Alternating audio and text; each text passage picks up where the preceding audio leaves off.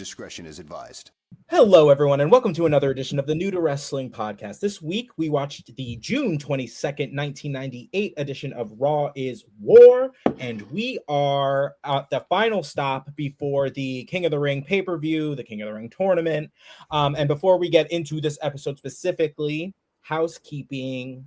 All right, we are in the midst of our diaper drive. I'm going to just toss it to Kelsey. She's going to give you, once again, the location of where everything is going, where you can drop things off, and, just give you that reminder. So we are doing, like Xavier said, a diaper drive until Mother's Day. So we are looking for diapers, formula, gently used baby clothes, feminine hygiene products is what we're looking for to donate to Oasis in Patterson, which is a haven for women and girls.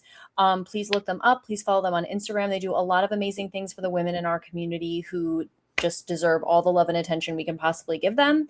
The drop-off locations, I did get confirmation that Yoga Mechanics in Montclair is another drop-off point that you guys can take your things to. So we have Dolly Moo and we have Yoga Mechanics, and then you guys can always get in touch with Xavier if you're in the Philadelphia area. So the address for Dolly Moo is 217 Glenridge Ave in Montclair, and Yoga Mechanics, I'm pretty sure it's 39A Forest Street. I'll look that up, or Forest Street in Montclair. I will look that up to double check, but obviously if you just look up Yoga Mechanics Montclair, you will find it. They will also be another drop-off point. So I will also post it on our socials at some point. Okay, perfect. I don't know where I pulled that address out of my butt, but I'm pretty sure that's it. Anyway, either way, so we were collecting all month long, so you guys have some time, but any donations whenever, wherever, we will be so grateful. And to help out the single moms, the struggling moms in our lives, like we got to rise up. We got to help our girls out. Amen. So thank you so much. And again, if anyone in any wrestling schools or like training places in the New York City area would like to be a drop-off point for the donation this month, that would be great. Please DM us. I would love that. Thank you. Yeah, please let us know. Please. We also Restorative for Wrestlers is happening. It's going to be in June. So we probably won't belabor the point too much right now. But as we get closer, we will be sure to remind you guys frequently when that's going to be happening. That very excited to see you all outside of the context of a you're putting on a show, I'm paying a ticket situation. Exactly. And we'll let you know how to register, how to get there, what to do, but it is going to be at Yoga Mechanics. Surprise, spoiler alert. That's why they're also a donation drop-off point. So look out for that. That'll be soon. We're just finalizing all the details. It's very exciting. Very exciting. Okay, guys, before we get into this main episode, as we are recording, this upcoming weekend is WrestleMania 42, emanating out of Las Vegas. Has Kelsey really been keeping abreast with all of this information that's coming out right now? No, but we have social media. She kind of knows who some of these people are. We're going to get some predictions. All right, so we're going to go through each of the cards. First Saturday, then Sunday, typically how that goes. So the first match I see is Logan Paul, Austin Theory, and I Show Speed taking on the Usos and LA Knight. Well, you want to know what's so shitty is that I've never thought in a scenario that I would want Logan Paul's team to win. I'm so sorry. Yeah, maybe. I don't know. I just Jey Uso's just not my favorite person right now. And, very valid. And I know that's not why you should pick matches or whatever, but I don't know. I feel like I would like to see the Usos maybe get knocked down a little bit to remind themselves they need to come back up. You know what I mean? Something. I get it. No offense. I think it's probably going to go that way. The Logan, Austin, I Show Speed, just because, I don't know. I feel like it's a little too on the side of the Usos and LA Knight. Like, y'all don't really like each other. I don't know why we're pretending like we do. Right. So I don't know. And also, I think if they're bringing in a celebrity, then we'll see how it goes. Because it's not the first time I Show Speed has been a part of a wrestling event. He was in the Royal Rumble. I mean, did he get absolutely broken in half by Braun Breaker? For sure. For sure, for sure. But next we have Drew McIntyre and Jacob Fatu in an unsanctioned match. I think Jacob needs it more. But I was gonna say I want Jacob, but I think it's probably going to Drew.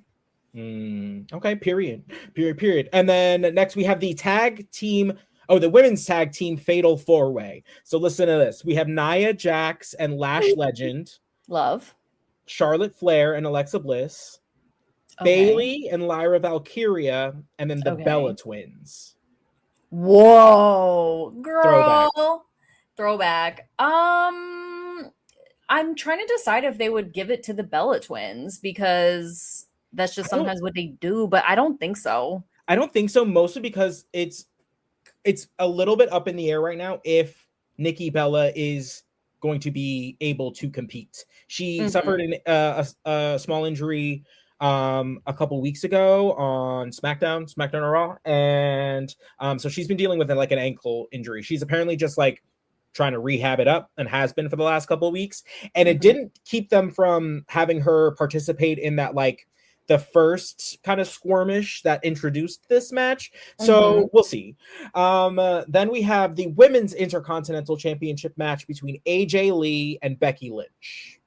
I think it's going to be... this is like AJ's like second defense. I think it's too soon to give it back to Becky, but... I want to see Becky Lynch do everything and win everything, but yeah, I actually agree with that. Yeah, I think it's just...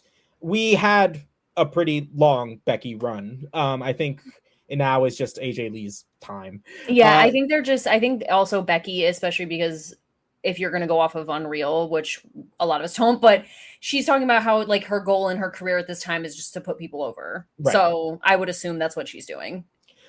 Period. And then we have her husband, Seth Rollins, taking on Gunther.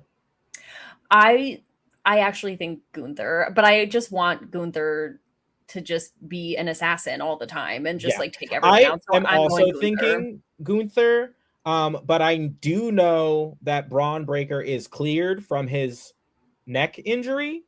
So they have yet to introduce him back onto television, because I am assuming they're going to have him return at WrestleMania and then start the feud with Seth Rollins that we kind of were expecting to happen before the Vision got plagued with injuries. Right. So I'm picking Gunther with a like an asterisk. Braun Breaker return.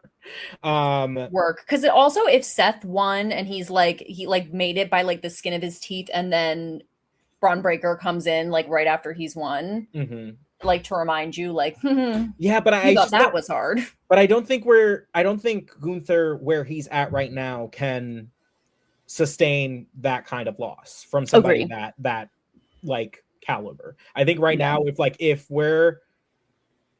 the plan is to barrel towards Brock versus Gunther at SummerSlam, eventually being Brock's like retirement match, we need Gunther to be big tip top. No, I agree. And I want to see him be big bad. And if I do, I know a lot of people do also, like, because I'm not, cutting edge with my opinions. Like I think people just want Gunther. Like, we just want to see him do what he do. Amen. Just beat bitches up. Amen. Next, we have the Women's World Championship match: Stephanie Vaquer versus Liv Morgan. This one's going to be good. They really sold this one. Like, they built this up good. I love it. Guys, shout out to Paper Magazine. Did you see this today? Yes. Paper Magazine released the covers for Dominic Mysterio and Liv Morgan. I didn't even recognize her. Like, they did. I love Paper Magazine because they'll really do some kind of like funky, weird, like avant-garde photo shoots, and they looked so great. But Liv Morgan is such a heel to me. Like, I just want Stephanie Vaquer to win, because I also am so madly, deeply in love with her. Like, I just want her to win so badly. I don't know if it's happening. I think it still might go to Liv, but I want Stephanie to take it. I think because Liv has been getting her ass kicked for the last months, I think they're gonna give it to her. I imagine it'll be some. But... Oh, I live for Stephanie. I live for Stephanie. Love. But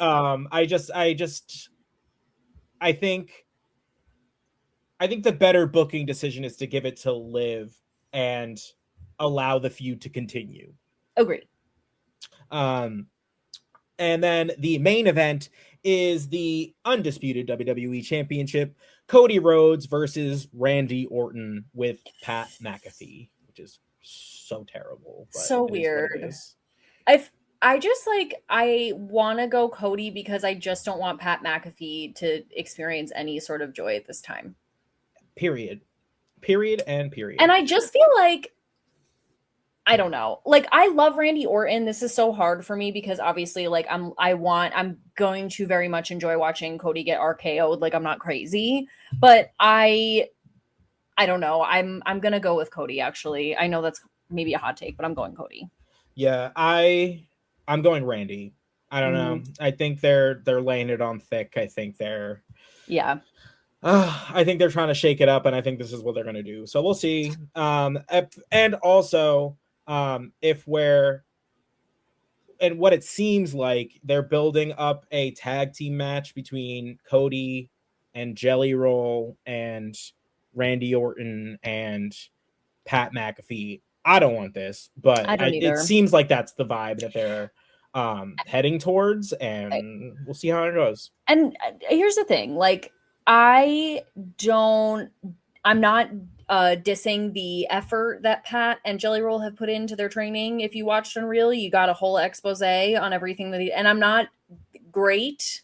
Sure. I just like, it doesn't need to be as big as it is. It doesn't need to be WrestleMania. It doesn't need to be the main event. It's just too much for me. I think this is such a weird whatever, but moving on.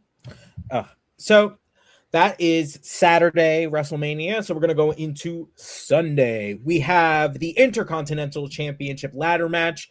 Penta taking on Javon Evans, taking on Dragon Lee, taking on JD McDonough, taking on Rusev, taking on Rey Mysterio. I just can't wait to see Penta and Rey Mysterio together in a ladder match. Like, everyone else is cool and nice and fun, whatever. But like, I want Penta to take it. I'm sorry. I love him. And I think he's so over right now. Mm-hmm. And this is, again, it's the workhorse title. Mm-hmm. And he is a workhorse, yes, like, is. I just think that, like, I would love to watch the Intercontinental. I would love him to take this match. I agree. I think he's just too hot not to right now. I don't think anybody else that's in this match has like a good enough last couple weeks to be like really claiming it. Yeah. And then we have Oba Femi taking on Brock Lesnar. I'm very excited about this. If there's one thing they have been doing correctly, it is this build. I really think every single person who watches WWE can agree with that. Even people who don't. Like, everyone is talking about Oba Femi right now. Well, these first two matches the first hour is going to air on ESPN proper. So like, people are going to be like very invested because they're bringing, I imagine they chose this match because of Brock's UFC history and his time, right, also being highlighted on ESPN. So people that aren't necessarily wrestling fans do know Brock Lesnar. So we'll see. I think Oba's going to take it. I think Oba needs to take it. I think Oba is what's going to be what's next after Brock. Brock's not going to be here. Brock's not going to be here for much longer. And I think if we're going to go with Oba, like, he's got to like drive the stake through the heart and be like, nope, it's me now. Yeah.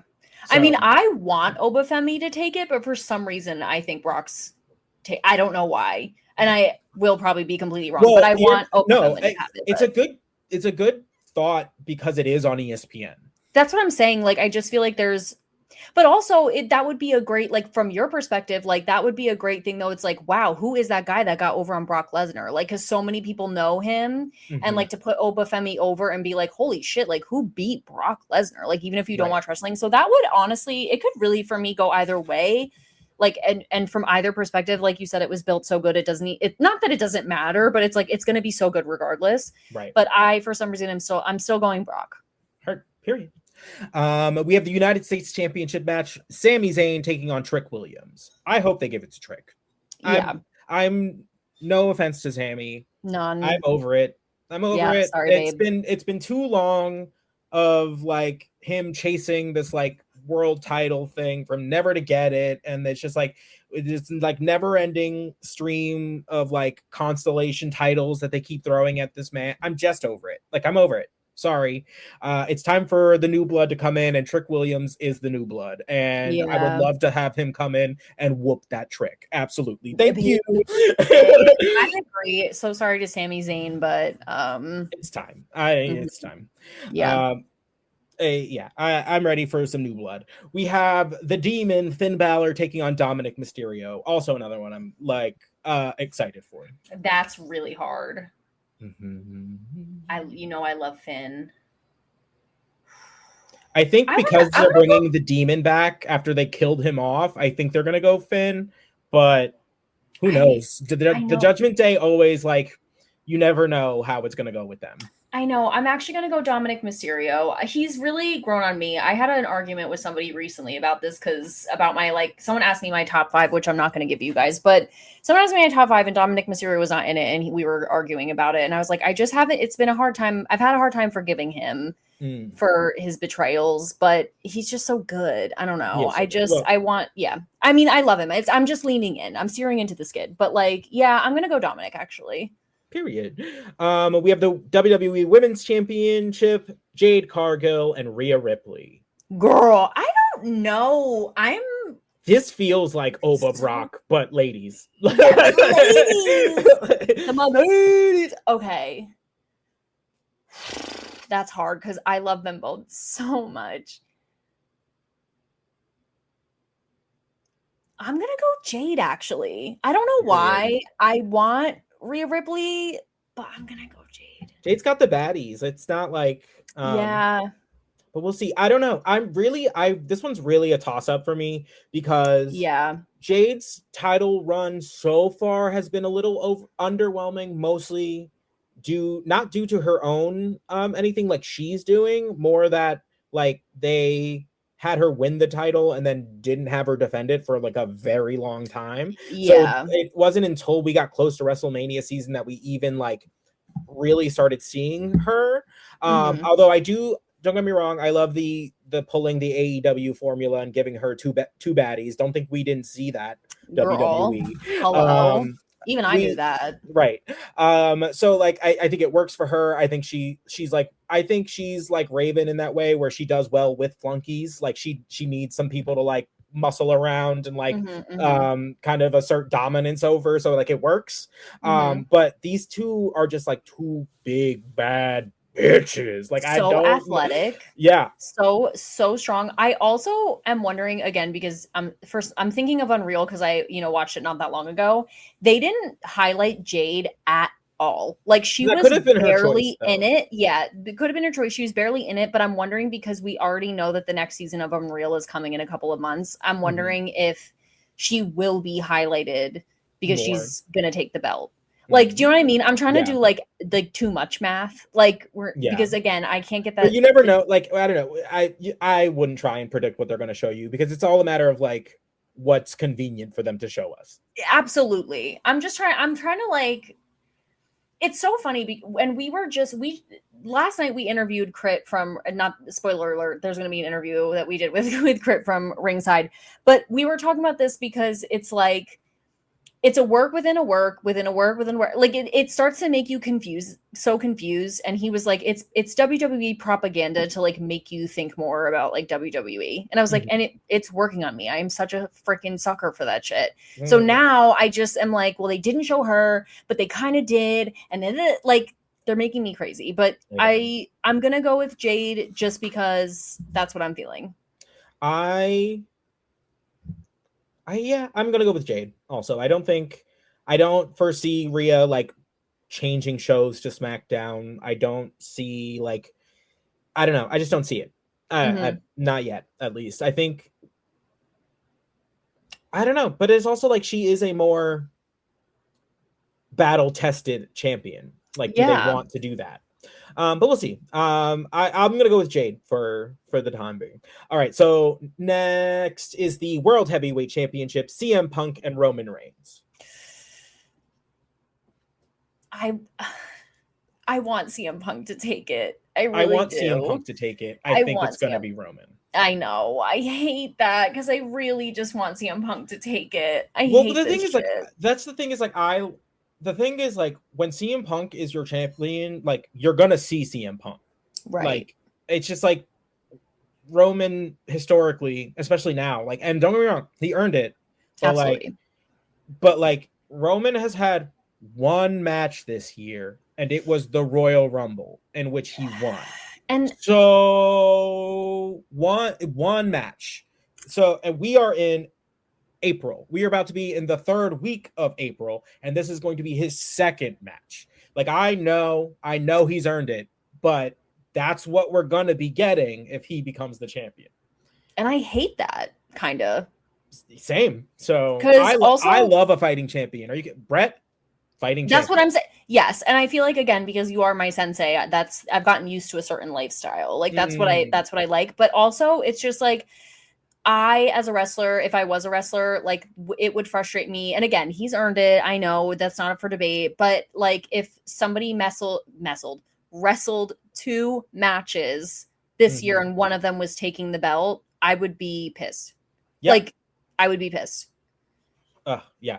So I want CM Punk to take it. I kind of agree with Xavier, but just for my sanity, I'm going to still just lock in CM Punk, even if I'm wrong. All right, guys. So those are our WrestleMania 42 predictions. We will see how accurate or not they are. And yeah. All right, guys. Let's get into it. Let's transport back to 1998. Everybody, everybody loses a little bit more rights. Okay, let's go. Yeah, we're back. What was she wearing? Oh, no. No. All right. So this episode opens up with a recap of last week and the tag team Hell in a Cell craziness that ensued between Kane, Mankind, and Stone Cold and the Undertaker. The lovely beating of Paul Bearer. So they gave us a little recap vignette, and then they show Paul Bearer at home just licking his wounds. We will come back to him a few times this evening, and it's fantastic. This episode is great. This episode's really good. It's like Fast and Furious, and like I absolutely love to see it. Vince comes down to the ring. He no nonsense introduces Kane. He's like, and here is Kane. Got it.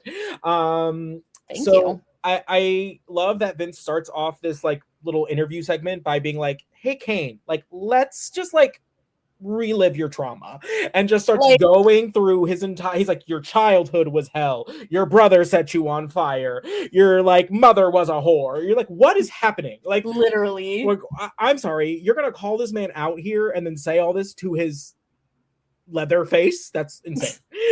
Like, that's bold choice. You've had a miserable life. You know what would make it better? A shiny new toy you can beat somebody up for. Crazy. Like, absolutely so insane. And then Vince introduces a stipulation for this championship match between Kane and Stone Cold Steve Austin, and that is going to be a match where there are no pinfalls, no submissions, no disqualifications. The first person to make their opponent bleed is the winner. This is going to be a first blood match between Kane and Stone Cold Steve Austin, which is absolutely insane, being that Kane has maybe, I want to say, like 2 feet of skin exposed on his entire body. And Stone Cold wrestles in a bikini bottom. Right. Absolutely. So, no worries. So obviously the odds are stacked against Stone Cold. Not new here. Yeah. I also would have to ask, like, what, and I know this is me, like, really plucking hairs, but, like, I would have to ask, like, what are the stipulations? Because if it was me, I would just come out there with a box cutter and be like, right before we even fight. Like, which I know you can't do that. Like, it has to be, like, we're actually wrestling for the blood, but I would just out there with a little thumbtack. Get you right in the kisser. Right. Well, he bleeding. I win. we'll see how that match shakes out because I'm very intrigued. But then Kane is prompted to speak for the first time with the aid of his handy dandy voice box, I guess is what I would describe it as. It's a little, those of you who have seen this before, you know exactly what I'm talking about. Kane's pretty notorious for it. It's this little silver thing that he holds up to his neck, and it sounds crazy. It sounds like he's speaking through a fan. It is giving respectfully a no smoking. You shouldn't smoke commercial. Absolutely. With all due respect. Yeah. So Kane graces us with his first words, and basically he goes, "If I don't win the title, I will set myself on fire." If I don't win the title. No, literally. If that does not just it sounds like the opening line of like an emo song. Like, what he's so drama. Doing? He's so youngest child. He is youngest child. He's like, if I don't win, I'm setting myself on fire. You guys are mean. Yeah, I was like, okay. I mean, like, I don't doubt it, but like, okay. Also, I feel like you just do that recreationally. Like, I can't tell if that's a punishment at all. Like, is that just fun for you? Like, who knows? Who's to say? Possibly. Honestly, probably. Yep. But that's going to take us into our first contest, and this episode marks the beginning of the quarterfinal matches of the King of the Ring tournament. So the first one is going to be between Ken Shamrock and Mark Henry. Of course, Sergeant Slaughter comes down, kicks out all members of the nation from ringside. It's fine. The match is it's good. Mark Henry's power slam is brutal, absolute thing of beauty because he's so huge, and to be throwing around Ken Shamrock, who's again not a small man, like that is crazy. Mark Henry's game plan is the power game. It's a slow, methodical, I'm just going to hit you with heavy move, and then he puts Ken Shamrock in a bear hug for like a solid 3 minutes. Like he's just squeezing the life out of him. Simple game plan, works well. Shamrock kind of starts to get his bearings, hits Mark Henry with a Hurricane Rana. Wow, that's a big man to be crazy. To be throwing around. But once Mark Henry has been thrown outside of the ring by the Hurricane Rana, we see Vader come down, smash Henry, gets his revenge from last week where Henry involved himself in Vader's match. And then that allows Shamrock to hit the belly to belly, and Shamrock advances in the King of the Ring tournament. So also the belly to belly on Mark Henry. Crazy. Very good. And also I love to see Mark Henry and Vader together. I love to see the big athletic men be big athletic men in contention. Yes, please love that. Fight forever. Yeah, absolutely. So we find out that tonight is going to be the debut of Edge. He's just lurking all over the arena. We keep cutting to him throughout the night, and it's just, and the thing that's crazy is like they never light him.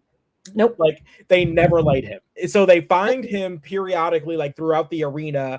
And again, he's also playing like the emo's greatest hits, just like hair over his face, like brooding. Like you're like, okay, girl. Like I half expect him to see him like pressed up against a wall, one leg up, writing like just scribbling in a notebook he pulled out of his back pocket, smoking a cigarette in the back of the ear.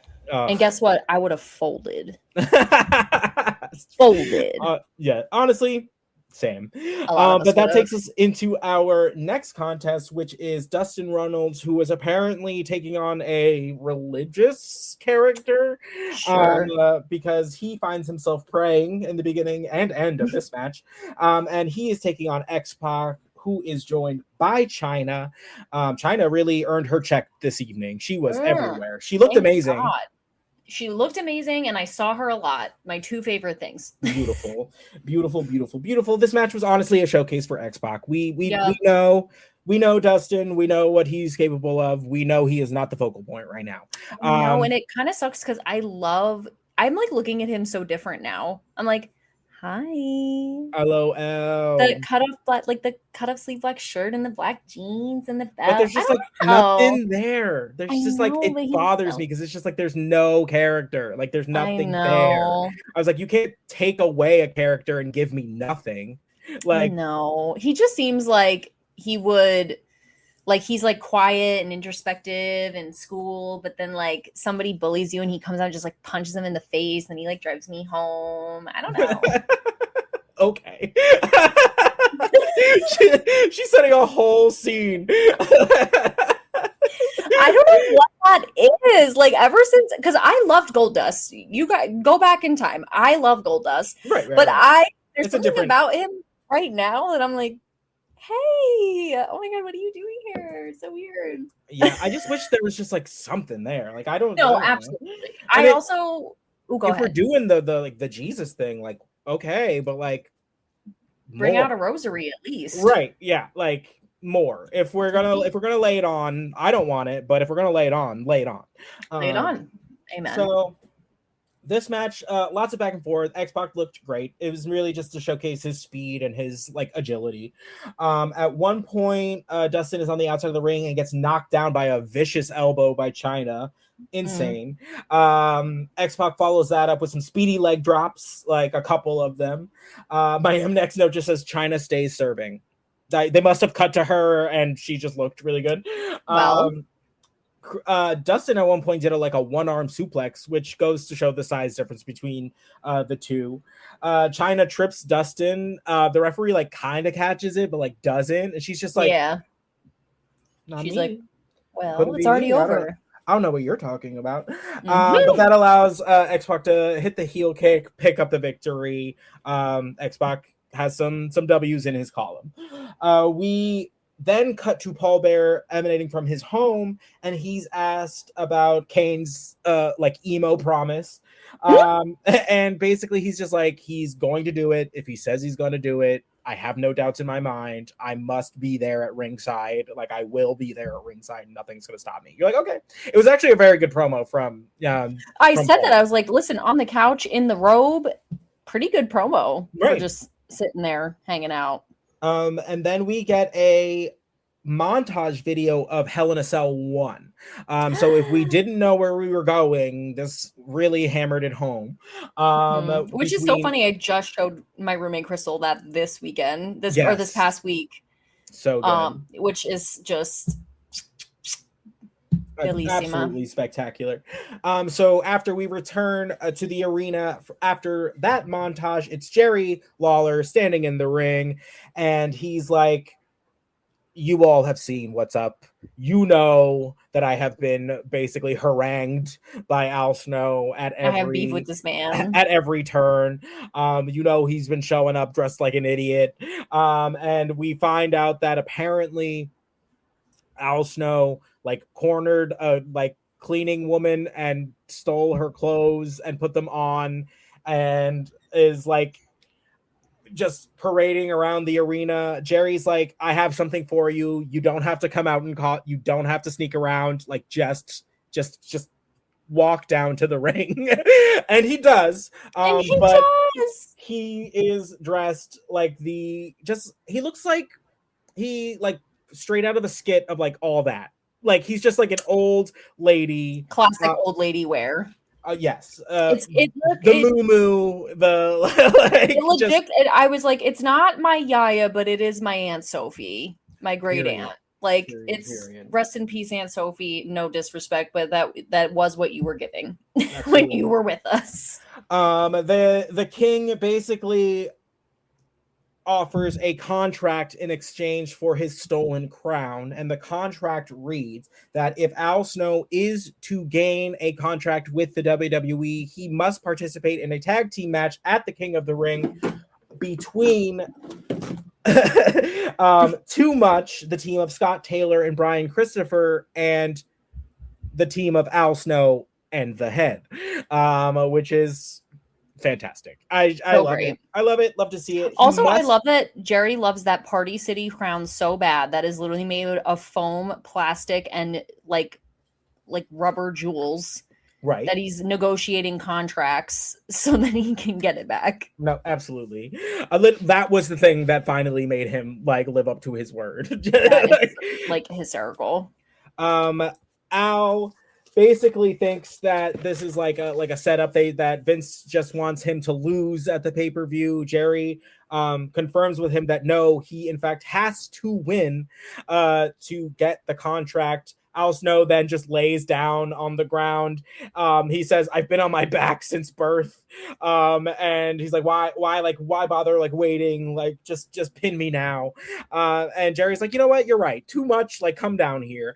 And then as Too Much is running down the apron, Al Snow pops up, uses the head to beat the ever living shit out of all of them, accepts the challenge for the King of the Ring, and just leaves. Great. I love him. Al Snow's whole introduction has been fantastic. I love his character. I love that he's batshit crazy. And honestly, Jerry's a good foil. Like of course, because he's batshit crazy for a different reason. Yes. And we want the other type of harmless fun batshit crazy to reign supreme. I also think it's just a testament to who Al Snow is, because who else could get this character over?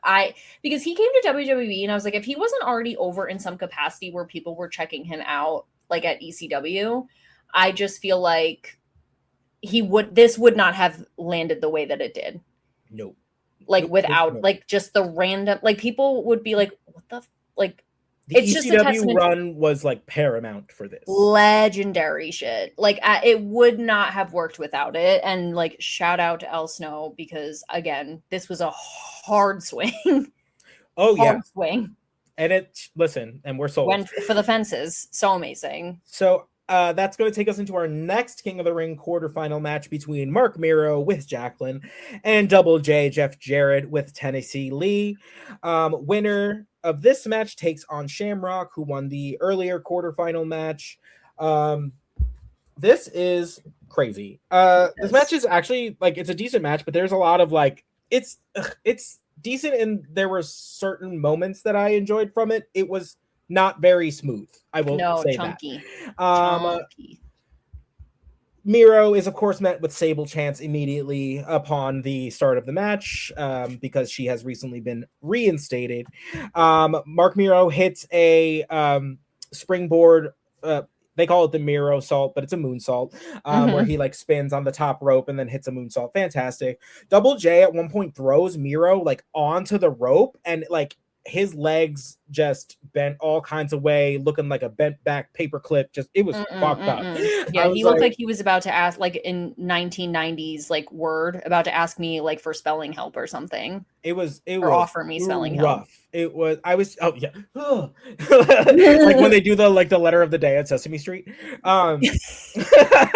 So he was hooked on phonics, girl. It was a nasty landing. Yeah. Jacqueline, of course, for her role, tries to trip Double J. That, for her trouble, gets Tennessee Lee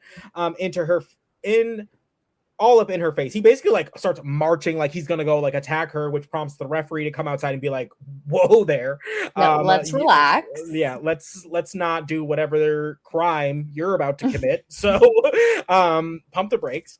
The referee's on the outside dealing with all of that. Mark Miro hits a low blow and a TKO on Jeff Jarrett, only for the referee to still be distracted so that he cannot perform the pinfall, and that prompts the entrance of Sable, coming out in a full body metallic like suit, like a full body suit. It was so good.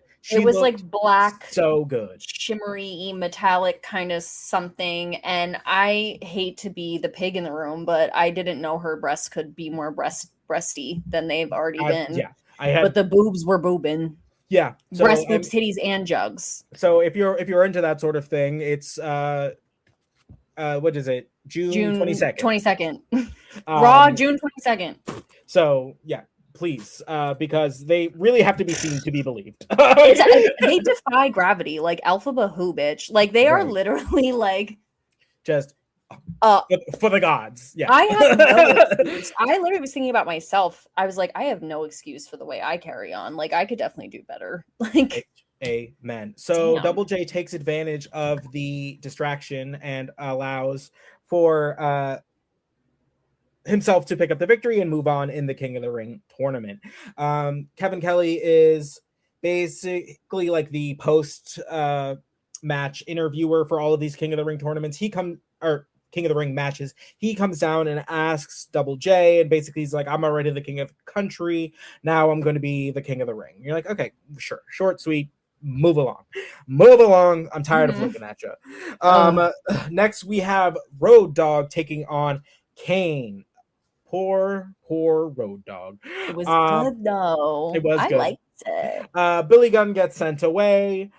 Kane is just beating Road Dogg from pillar to post. I mean, I will say this for Road Dogg, he went in hot. He came in like a little rabid dog and tried to get some, and he got some hits on him. It's just Kane's so big. He's just so big. Big. So good. I love Kane's top rope clothesline. Love it now. Love it forever. It's just so WWE, then, now, forever. It's just something about seeing a man that big and that heavy launch himself like that. It's awe-inspiring. Yeah. Road Dogg hits a low blow on Kane, and Kane just no-sells that. It just pissed Kane off, is what that is. I was like, either, because what did Jerry say? He has titanium testicles? Titanium testicles, yeah. I was like, or he's a Ken doll. Right. Burnt off in the fire. Ooh, we don't know. Honestly, we don't.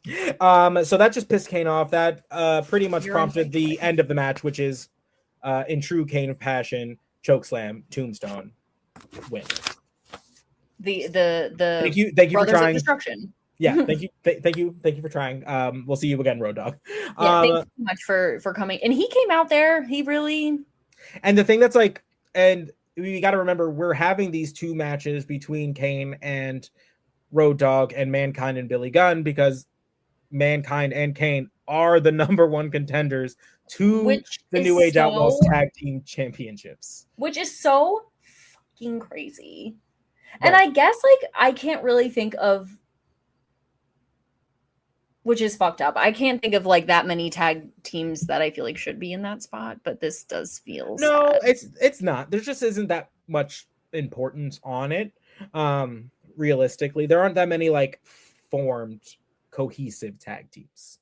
All of the ones right now feel very thrown together, with the exception of like a couple. Then we cut back to Paul Bear, who is asked about his physical condition, and then asked why the Undertaker attacked him, and he was like, well, it's obvious, isn't it, JR?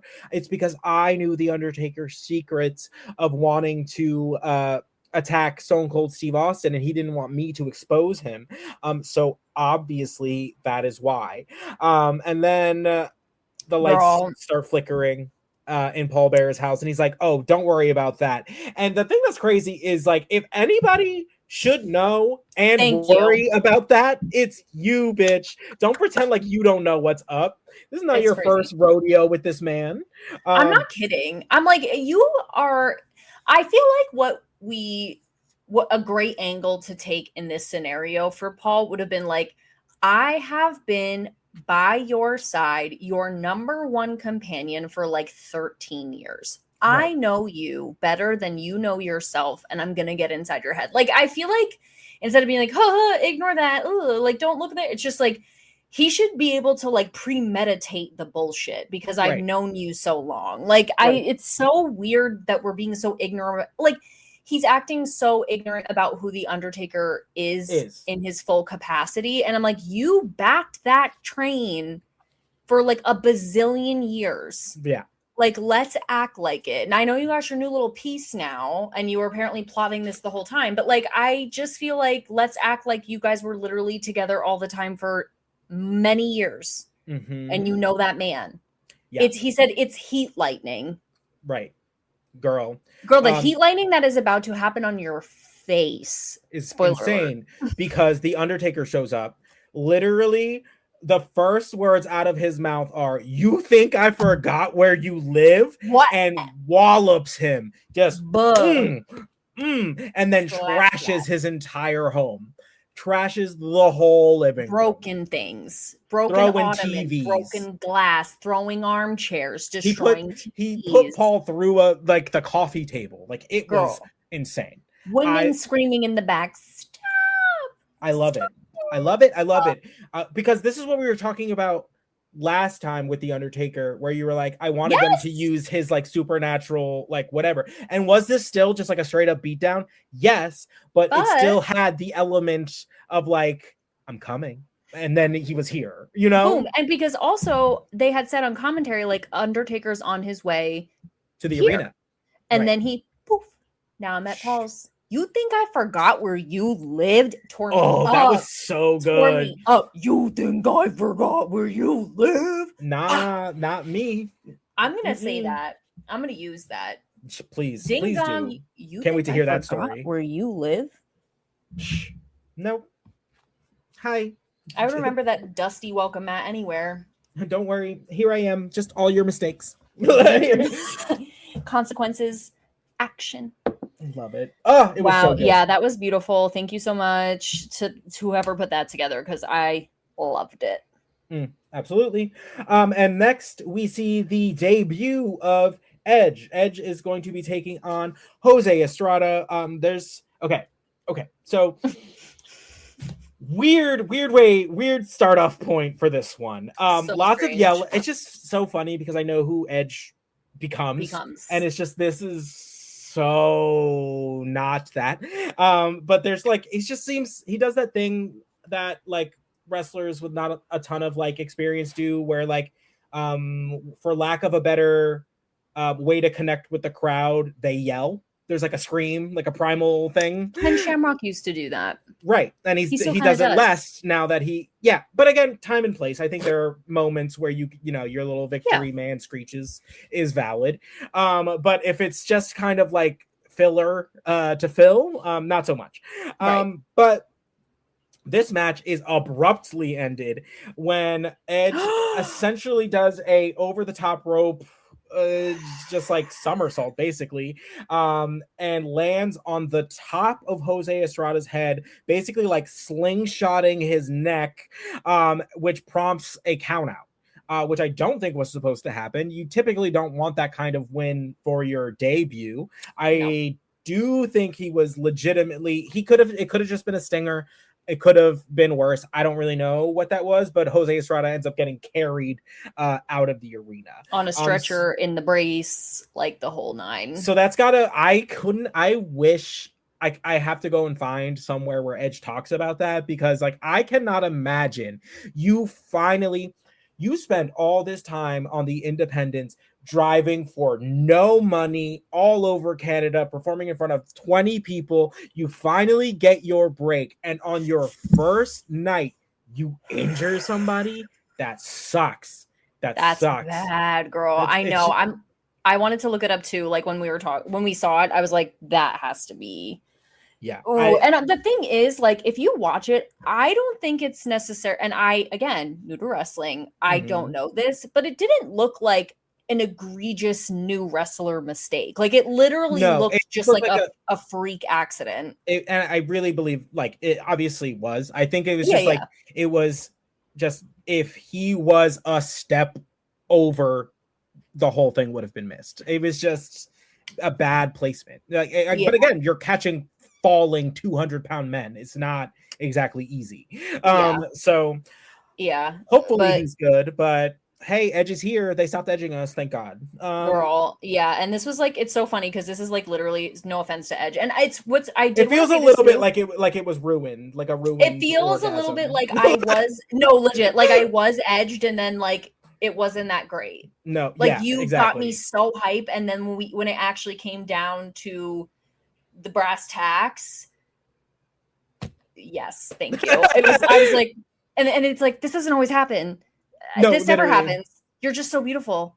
I was like, ooh, that sucks. Oh, okay. Yeah. I want to say this too. I know literally nothing about Edge. Like, I don't know love what that. he becomes. I do not know anything about him, so I am very excited to take this journey. Oh, yay. I love that. That's very, very good. But so we're going to see him solo for a little while, and then he gets a partner, which we love. But that's all I'm going to say for now.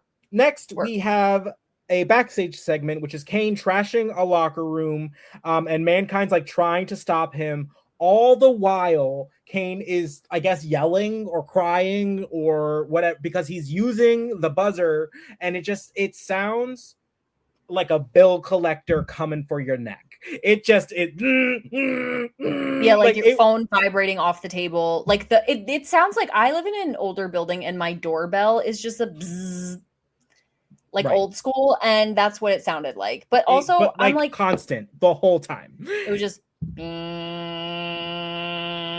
and so at first I was like, are they having audio troubles because they're in the locker room? I legit thought it was like a microphone sound issue, and then I was like, and then I saw Kane writhing on the floor like this, and I was like, no, insane, absolutely. And can I just say, completely unnecessary. Yes. Completely unnecessary. He did not do that. Okay, like literally just because he talked today does not mean he needs to be talking every time we see him now. And also, like, what is crazy. This getting? I know you're upset by the fact that you're trashing the entire locker room. You don't need to do this and just go, like, it sounded like a bug zapper. Right. Like, I'm just waiting for a fly to like land. Like, yeah, like I don't think if you were in like the throes of despair, that's the thing you're gonna do. Yeah, I'm with you.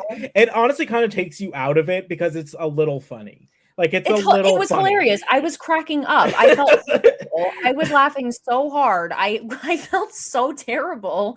But I was like, what is this? No, honestly, yeah, I don't know. Well, that was a weird move. But then we cut from the backstage segment into our next King of the Ring quarterfinal match, which is Dan Severn taking on Owen Hart.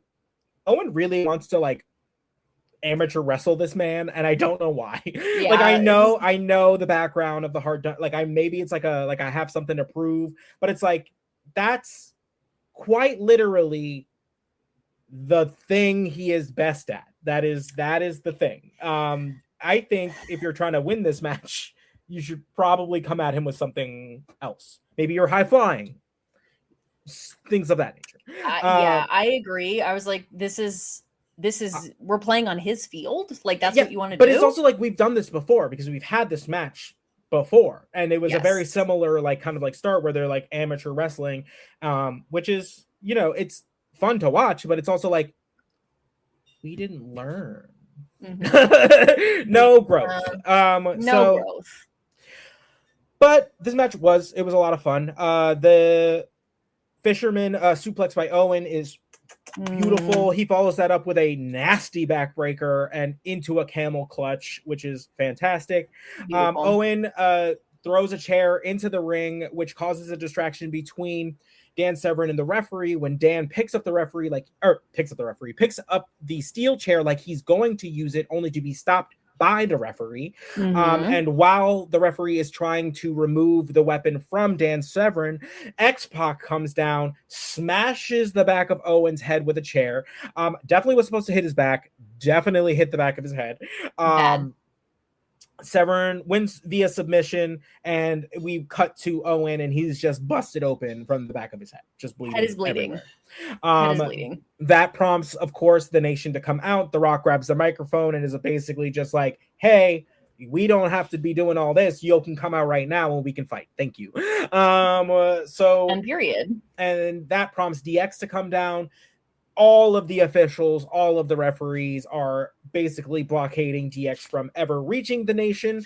And then we kind of, I guess, before what is supposed to be like a commercial break, they get separated. DX goes back to the back, which is kind of hilarious because the next match is The Rock taking on Triple H. So they have Triple H run out for this run-in, leave, only to be reintroduced, not not a minute later. He was like, I am not going to just stand out here when I can play my music. Right. He said he was basically just like, I'm going to give you all an encore that no one asked for. Like it was whatever. Sure. It honestly just ends up feeding into his character because that's just the Rock. No, yeah. This match between the two though is fantastic. It's so good. They have really, really good chemistry, the two of them. And it shows. This feud will be going on. My hair's going everywhere. This feud will be going on forever. But I love it. I eat it up. It's great back and forth. I have a note that's just like they both show like glimpses of like the greatness to come.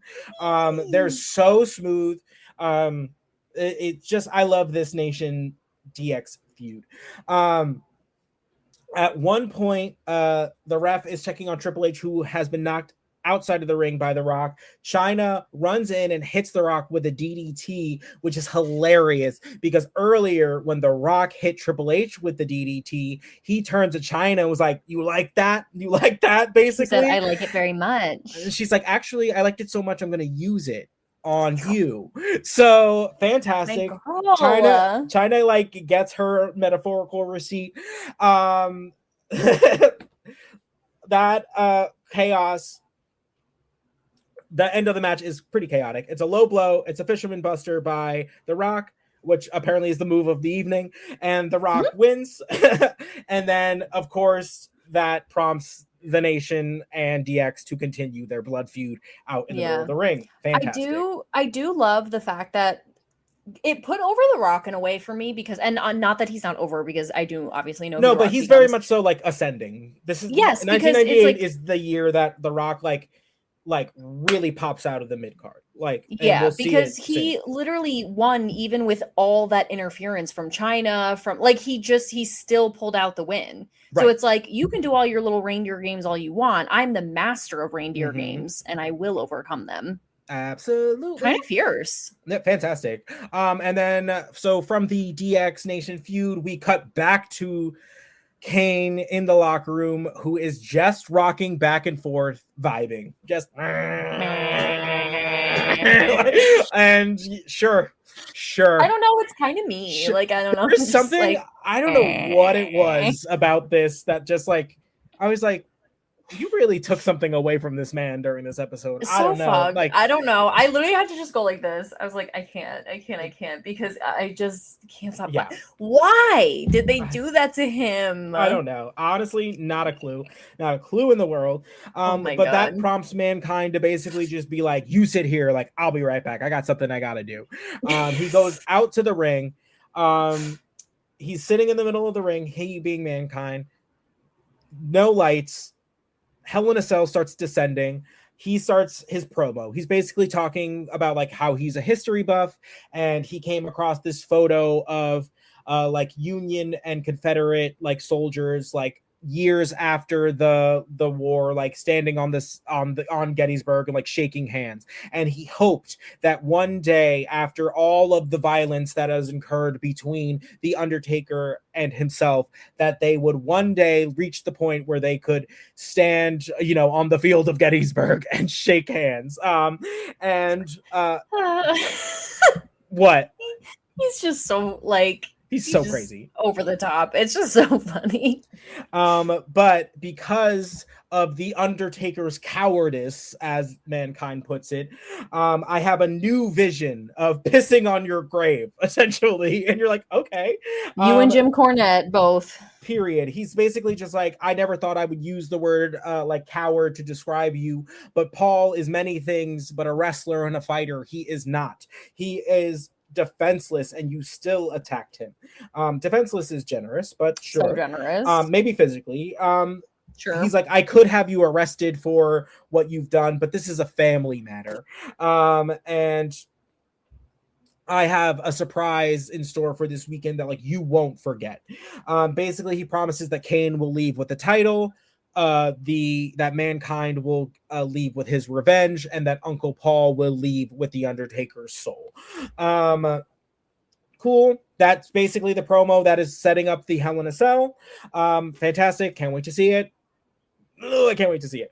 I am so like not ready for this. Like No. I'm ready for this, but No. I'm so not. And it's so beautiful that I actually know nothing. I love Guys, that. I know Really a proud nothing. achievement of mine It really because like that's crazy. I know nothing about what happens other than it's legendary, iconic, and crazy. And everyone who messaged me about it was like, all they said was like, "Girl, it's the big one." It's the And I big was like, one. what are you talking about? I'm so scared. Love it. Love it. So that's going to take us into our main event match for the evening, which is Mankind taking on the other half of the tag team champions, Billy Gunn, with Chyna. Again, Chyna earned her check this evening. She came out for every DX member. Shout out to the man in the crowd who, when Billy Gunn and Mankind were wrestling on the outside of the ring, just decides to just shout his kink. Just goes, stick your fingers in his mouth. And you're just like, oh, I mean, yeah, because that's like his move, but like, I'm gonna need you to pump the brakes. I'm gonna need you to be a little less excited about it. Not stick your fingers in his mouth. Ooh, like, oh, you little freak. You the little way the way the both of us went like, who said that? That Absolutely. Oh my god! Put your fingers in his mouth. Whoa, Steve, sit down. Shh, girl, relax. Take a seat. Chyna gets sent away for her involvement in the match. Finally, it caught up with her. Hey, the numbers game. Yeah, she made it all the way to the last match before God bless it happened. Her. Mankind basically gets thrown around the ringside area by Billy Gunn into the ring steps, onto the barricade. Crazy. At one point, Mankind tries to use the ring steps only to be drop kicked by Billy Gunn and have the ring steps land on his face. The match continues. They're beating each other up in the ring when Mankind hits the mandible claw, picks up the victory. Then he immediately runs to the back because he knows that Kane is unwell. So he goes basically. He goes and looks for Kane. Kane is gone. Big gone. Not in the locker room. No buzzing to be heard. So, so Kane's missing. And then we cut back to the arena because we are going to get Stone Cold's response. First, though, Sable comes out and we're like, oh, okay, random, was not expecting. Love. Great to see. She comes out and she is apparently supposed to be conducting this interview with Stone Cold. She comes out, she introduces him. He comes out in a little pinstripe baseball tee tucked into his acid wash jeans, and I was living. I was absolutely living. I need that. I need to find it. I'm sure it's living in thrift stores across America. I need it. The Stone Cold 316 baseball penny thing, jersey thing, whatever. Find it for us, family. Find it for us and send it our way. Basically, Stone Cold grabs the microphone from Sable and is basically just like, I don't really know if you've ever done this before, but I have something I need you to do. So he takes her hand, pulls up the middle finger, and is like, I need you to go to the back and find this pretty little hand and find this. And what I need you to do is take this bird and shove it right in Vince McMahon's face, and you tell him that that's from Stone Cold. Can you do that for me? And I was like, meanwhile, she's like this the whole time. Giddy. I get it. Loves it. And I get it. Guys, never forget when, because I think about it constantly, when Sable had a secret admirer that we never exposed that was like creating tension between her and Mark Miro. Mm-hmm. And I was like, and Stone Cold did the slow up down with her, like, should I? And then, nah. And I was like, I would give anything for Stone Cold to be her secret admirer. Like, I would give anything for that. And this moment just kind of like was like, cemented it's canon. Yeah. But I was like, oh, oh my god. I was like, she freaking loves it. She was like, so good. I love it. Oh my god, I love them so much. So great. So and he good. wasn't weird. He wasn't like untoward. He wasn't a freak. Like, y'all could take some notes. No, honestly. Very much so could take some notes. And then so Sable gets sent to the back. I assume it, like, to find Vince McMahon. So because she's got a message to relay. He accepts the challenge. So good. He accepts the challenge from Kane for the first blood match, and he's basically just like, if you're dumb enough to light yourself on fire, like let's just do this campfire style. I'll bring the marshmallows, the hot dogs, like we'll do it up right. And don't worry, like if you start to go out, Stone Cold will be there to put another log on the fire. He's like, if you want to burn up, bitch. Like, I'm not gonna stop you. Like, that's insane. So, real as hell. He's like, I don't give a shit. He's like, if that's what you're trying to do, like, fine, then I'm gonna eat. So Kane comes out and he hits he comes out, they have like a little stare off. And we think Kane's gonna do his like pyro like hands, only for when he brings his arms down, a just absolute torrential downpour of blood hits Stone Cold Steve Austin a la Carrie, and Kane follows that up and is basically just like, this Sunday the blood's going to be for real. And that's where they leave us, with Stone Cold covered head to toe in blood. Also, the choice of the white shirt makes a lot more sense. And the fact that they sent Sable to the back, right? Oh, she's like, I'm not getting hit with that blood, girl. You're not getting fake blood in my hair. On this outfit? Absolutely not. Absolutely not. And so it just leaves us with a stare down. Austin covered in blood. Kane just being an absolute villain. I love it. This was a great go home show. Dude, before the pay-per-view. Blood, I was gagged. I did not see that coming at all. The Carrie treatment. So Carrie, and this is what I'm saying. They ruined the little voice thing with the screaming, because this was terrifying. Like, on Sunday, that will be your blood. Right. Like, that's terrifying. Love that. Into that. But just like, let's not do that. Like, I don't. But agree. That scary. Very good. So good. I also love. God bless the team that puts together the ring and all this stuff, because they literally brought Hell in a Cell just for that dip and back up. Right.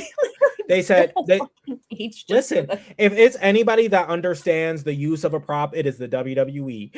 Amen. And especially Nicholas Foley for a promo. Oh, absolutely. Are you kidding me? Like, set the scene, and I'm here for it. Absolutely. That's it. That the next time that we actually pause. So this episode will come out the week of WrestleMania. Next week, we are going to have an interview with Crit from Crit's Ringside Chat. And then after that is going to be the big kahuna, the King of the Ring pay-per-view with the Hell in a Cell, with the King of the Ring tournament. Let's do it. The first blood match. It's going to be good. It's going to be so good. I'm so excited. There are a lot of good matches on this card. Like, I'm going to be seated. It's going to be one of those things where I turn off my light and I put on my headphone and lock in. Oh, yeah, as you should. Whoa, as you so exciting. Should. But say your prayers for me, everyone. So good. So, guys, that's it. That's where they leave us. This has been another episode of the New to Wrestling podcast. If you are willing and able, please make any donations to the diaper drive at Dolly Moo in Montclair, or Yoga Mechanics, also in Montclair, correct? Mm-hmm. Yes. Okay. So if you don't know where those are, find our socials and #2W podcast on Instagram or newtowrestlingpodcast.com. All of the information for the diaper drive will be on both of those locations. Thank you guys so much wherever you listen, watch, subscribe, comment, all of that great stuff. For Kelsey, I am Xavier. We will catch you on the next one. We'll see you there. Bye. Bye.